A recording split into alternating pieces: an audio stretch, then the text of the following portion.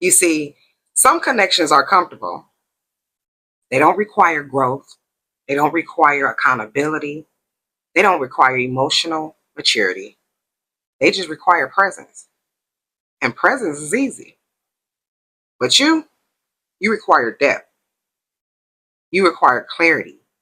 You require truth. You require them to show up fully. And not everybody is ready to be seen that clearly. You weren't just another interaction. You were a mirror.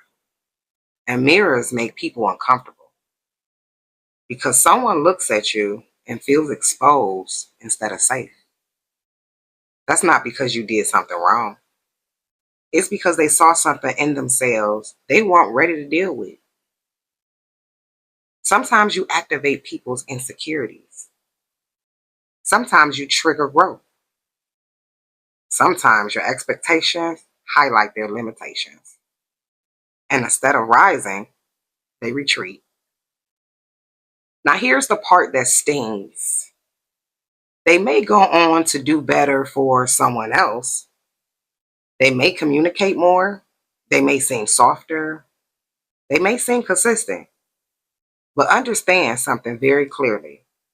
Some people behave differently while they feel less challenged.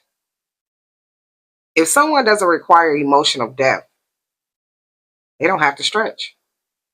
If someone accepts the bare minimum, they don't have to evolve. That doesn't mean the other person is better than you. It means the dynamic is different. And sometimes the lesson you gave them is the reason they show up differently later. But here's what we're not going to do tonight. We're not going to romanticize potentially. We're not going to convince ourselves that if we had been quieter, less emotional, less demanding, less aware, they would have stayed. No, you weren't asking for too much. You were asking the wrong person.